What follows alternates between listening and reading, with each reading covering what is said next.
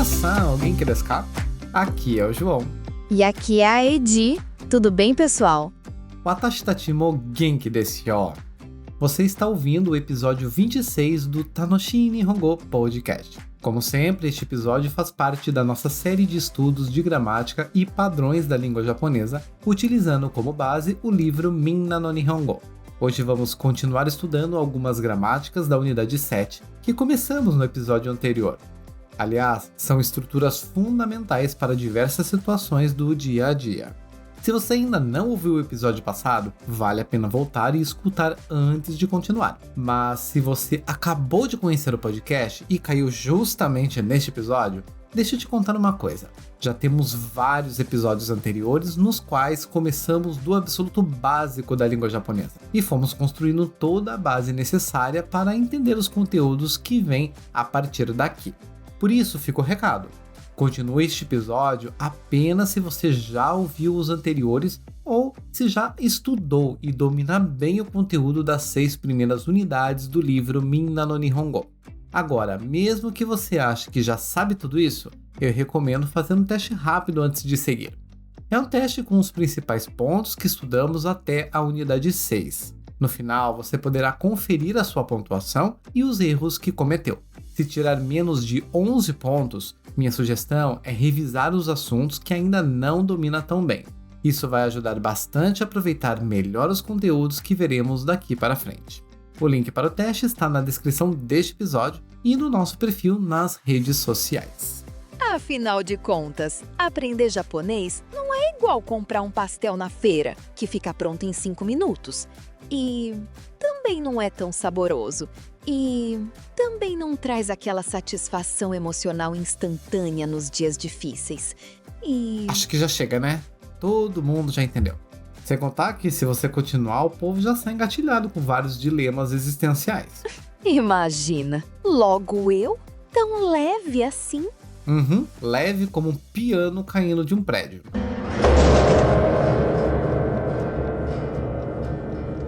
Mas indo ao que interessa, hoje vamos aprender juntos 2 verbos muito importantes e extremamente comuns no dia a dia da língua japonesa. Os verbos dar e receber. À primeira vista, eles podem até parecer simples, quase banais.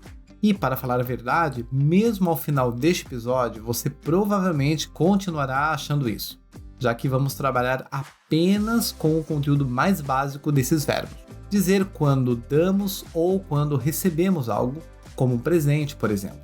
Mas não se deixe enganar por essa aparente simplicidade. Esses 2 verbos têm um papel muito maior dentro da língua japonesa. Em níveis mais avançados, eles não servem apenas para falar sobre objetos, mas também para expressar ações feitas para alguém ou recebidas de alguém. E isso é extremamente importante porque, no japonês, uma ação direcionada a outra pessoa não é vista como algo isolado. Ela carrega intenção, relação e significado. Da mesma forma, quando alguém recebe essa ação, a ideia de reconhecimento e gratidão está frequentemente presente. Esse é um reflexo muito claro de como a cultura japonesa se manifesta através da própria língua. Por isso, entender bem esses verbos agora é fundamental. Eles servirão de base para compreender estruturas gramaticais mais avançadas que você certamente encontrará ao longo dos seus estudos. Além disso, hoje também veremos mais um uso da partícula ni, que aparece junto desses verbos e desempenha um papel essencial na construção do significado da frase. E para acompanhar tudo isso da melhor forma possível, recomendo que utilize o material de apoio que preparamos para este episódio. Lá você encontrará os padrões gramaticais, as frases que vamos analisar e algumas ilustrações que podem ajudar a fixar melhor o conteúdo. Para acessar, basta clicar no link que está na descrição deste episódio e fazer o download. Isso aí! Você já falou demais. Vamos acelerar porque eu ainda preciso ir buscar minha tartaruga na aula de capoeira. Ah, sim, claro.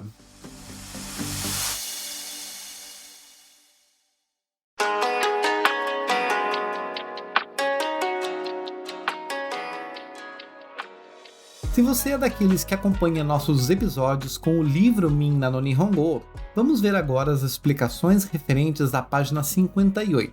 no grupo de frases número 4. Se não for o seu caso, não se preocupe, é só acompanhar pelo nosso material de apoio mesmo. Muito bem, vamos então ver a primeira frase do grupo 4. Watashi wa Satou-san ni chocolate o agemasu.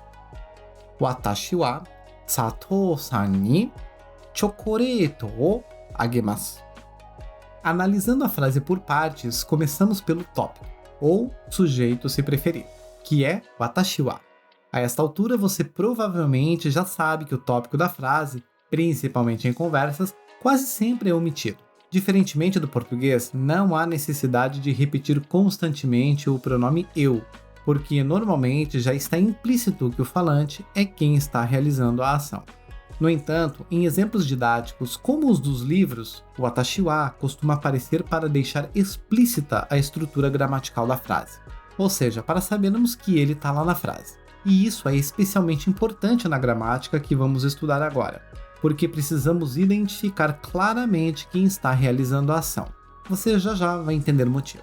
Mas, continuando, e até pulando para o último elemento da sentença, temos o verbo agemasu. Esse verbo significa dar, e por ser um verbo transitivo, ele exige um objeto, ou seja, algo que é dado. Aliás, um rápido parêntese. No episódio 20, estudamos exatamente o que são verbos transitivos e objetos.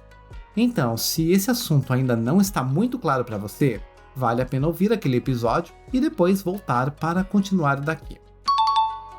Fechando o parêntese e voltando à frase, identificar o objeto é simples, porque ele está acompanhado da partícula o. Portanto, aquilo que está sendo dado é o chocolate, isto é, o chocolate. Então, até aqui temos watashi wa chocolate o agemasu. Eu dou um chocolate ou eu dou o chocolate. Mas se você pensar bem, essa frase ainda parece incompleta. Afinal, quem dá alguma coisa, dá para alguém. O próprio verbo dar pressupõe a existência de uma pessoa que recebe aquilo que está sendo dado. E é justamente aí que entra o elemento Satou-san ni. Satou-san é o nome da pessoa, e a partícula ni, nessa situação, indica o destinatário da ação expressa pelo verbo agemasu. Em outras palavras, ela marca quem recebe o objeto. Por isso, quando usamos o verbo agemasu, normalmente teremos uma pessoa, ou até mesmo uma organização, empresa ou entidade, acompanhada da partícula ni para indicar quem está recebendo aquilo. Para ficar mais claro, vamos ao próximo exemplo. Watashi wa tomodachi ni chocolate o agemasu. Watashi wa tomodachi ni chocolate o agemasu.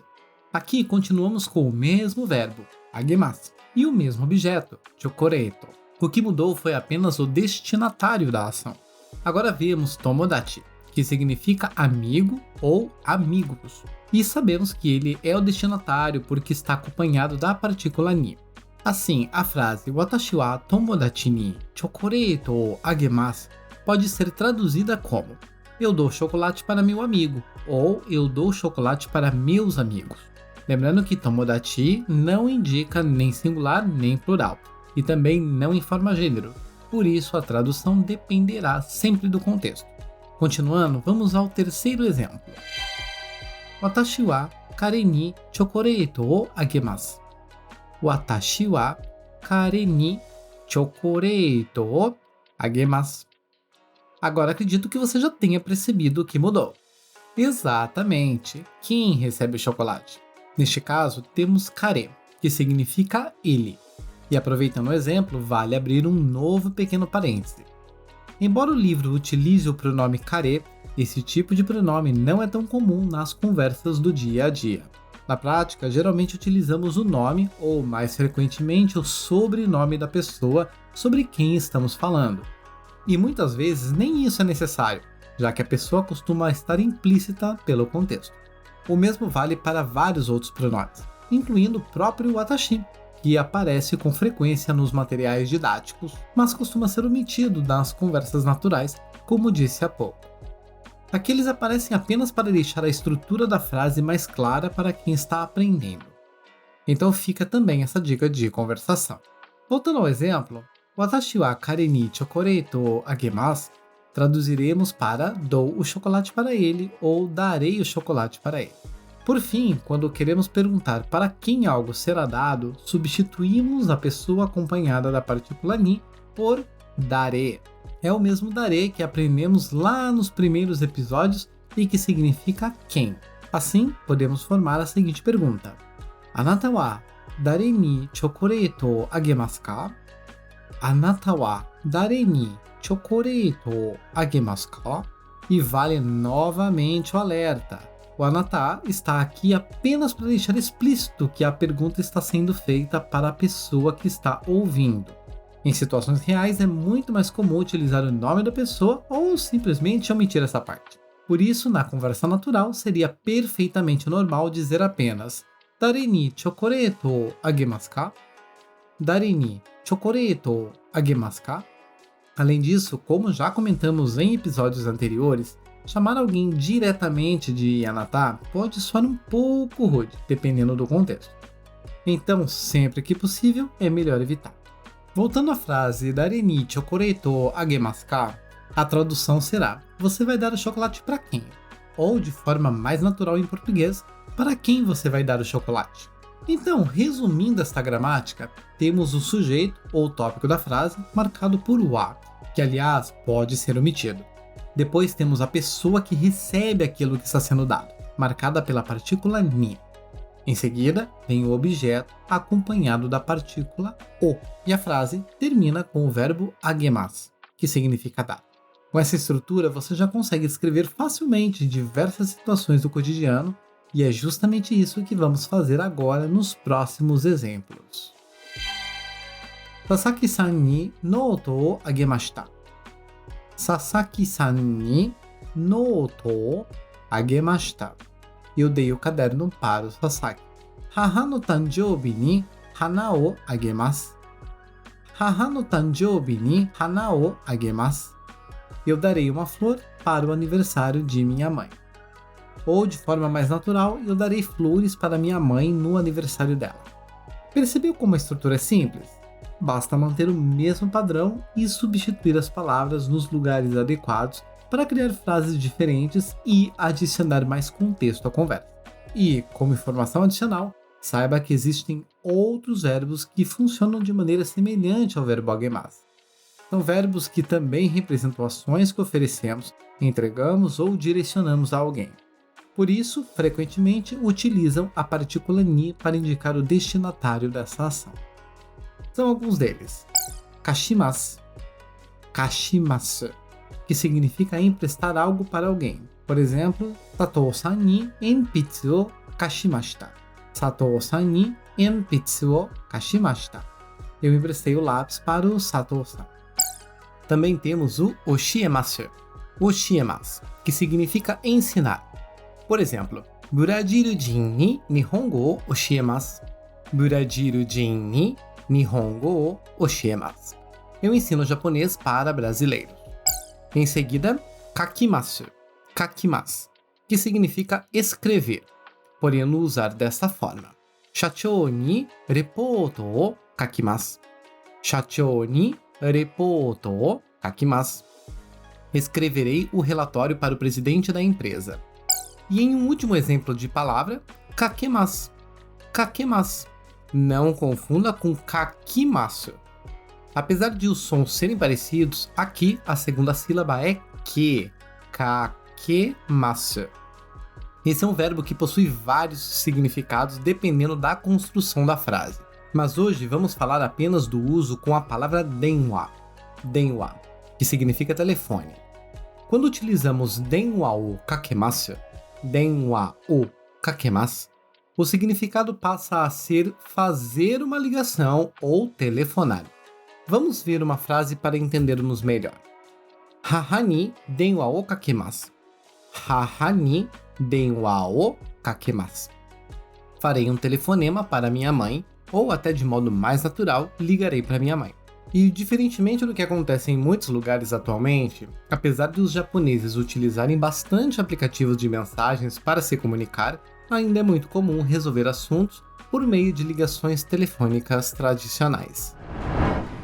Mas como disse, esses são apenas alguns verbos que se comportam da mesma forma que o verbo agemasu, e que existem muitos outros. Basta continuar estudando para saber. Será que vão? Eu sempre confio que sim. Então tá.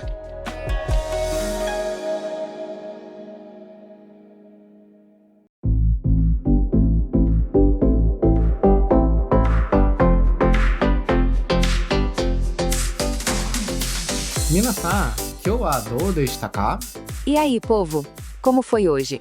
Caso tenha dúvidas sobre o conteúdo, nos escreve aqui nos comentários. Mas seja educado. Do contrário, eu sei onde você mora. Sabe nada. Lembrando também que este conteúdo seguiu a ordem do livro Minna no Nihongo em sua unidade 7, e que você pode conferir outras frases de exemplos por lá. E como também sou um poço de bondade, também deixei alguns outros exemplos de frases no final do material de apoio para você praticar um pouco mais. Tudo isso para te ajudar na sua jornada de estudo da língua japonesa. Afinal, muito mais importante que as explicações neste episódio é o treino que você fará depois. Por isso, nankai mo renshū shiyō. Vamos treinar várias vezes. E se você gostou deste podcast, clique no botão seguir da plataforma em que você está ouvindo agora e também ative o sininho. Assim, sempre que um novo episódio for publicado, você receberá uma notificação. Aproveite também para deixar a sua avaliação através das 5 estrelas no perfil do podcast. Isso ajuda muito o nosso trabalho e faz com que mais pessoas encontrem este conteúdo. Vai, gente, segue lá. É o mínimo que espero de você. Na verdade, não espero nada mesmo, mas, enfim, tô tentando extrair alguma coisa. Assim você vai e é só espantar a galera. Não posso esquecer de pedir para compartilhar esse episódio com aquele conhecido que também deseja aprender o Nihongo. Lembrando que também temos nosso perfil no Instagram e no TikTok, onde postamos alguns exercícios de memorização de vocabulário e frases de acordo com os episódios do nosso podcast. Ou não postamos nada. Mas quando postamos, ajuda bastante. Mas lá, você pode continuar praticando e melhorando sua compreensão do japonês. Portanto, não deixe de conferir procurando por @tanoshipod com 2 i's ou clicando no link disponível na descrição do episódio. Agora sim, agradeço por ter nos ouvido até aqui. Arigatou gozaimashita. E te espero no próximo episódio. Obrigado, povo! E lembre-se, toma 2 litros de água por dia.